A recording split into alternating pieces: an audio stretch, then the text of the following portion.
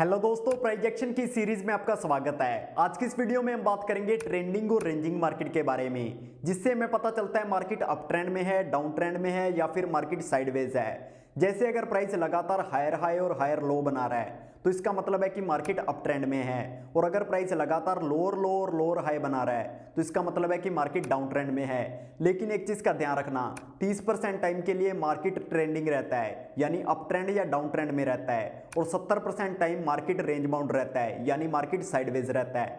Sideways market का मतलब होता है ना तो प्राइस अपने रेजिस्टेंस को ब्रेक कर रहा है और ना ही अपने सपोर्ट को ब्रेक कर रहा है, यानी प्राइस एक छोटे से जोन के अंदर मूव कर रहा है। अगर आप बिगिनर्स हैं तो आप चार्ट पर मूविंग एवरेज नाम के एक इंडिकेटर का यूज कर सकते हैं। अगर प्राइस 200 ईएमए की लाइन से ऊपर है तो इसका मतलब है कि मार्केट अप ट्रेंड में है, और अगर प्राइस 200 ईएमए की लाइन से नीचे है तो इसका मतलब है कि मार्केट डाउन ट्रेंड में है।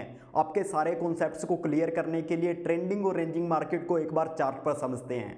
तो सबसे पहले हमें यहाँ पर अप ट्रेंड देखने को मिलता है। प्राइस लगातार हायर हाई और हायर लो बना रहा है, तो अगर हम अप ट्रेंड में ट्रेड करना चाहते हैं तो हम हायर लो पर बाई करेंगे और हायर हाई पर सेल करेंगे। जब तक मार्केट अप ट्रेंड में है हम हर बार हायर लो पर बाई करेंगे और हायर हाई पर सेल करेंगे। लेकिन एक चीज़ का ध्यान रखना, अप ट्रेंड में हम हायर हाई पर कोई भी ट्रेड नहीं करेंगे, क्योंकि वहां से मार्केट साइडवेज हो सकती है, जिससे हमारा प्रीमियम कम हो सकता है। जैसे ही हमें हायर लो पर एक ग्रीन कैंडल देखने को मिलेगी वहां से हम एंट्री लेंगे। हायर लो पर जो आपको ट्रेंड लाइन देखने को मिल रही है, इससे 1-2 पॉइंट नीचे हमारा स्टॉप लॉस होगा, और यहाँ पर 1:2 या 1:3 का हमारा टारगेट होगा। अगर आपको ये लाइंस ड्रॉ नहीं करनी आती हैं तो आप हमारी सीरीज के पार्ट 1 और पार्ट 2 को देख सकते हैं।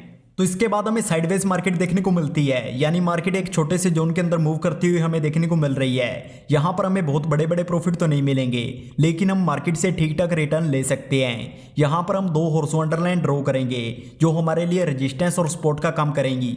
अब जैसे ही हमें सपोर्ट पर कोई रिवर्सल कैंडल देखने को मिलेगी वहां पर हम बाई करेंगे और रेजिस्टेंस हमारा टारगेट होगा।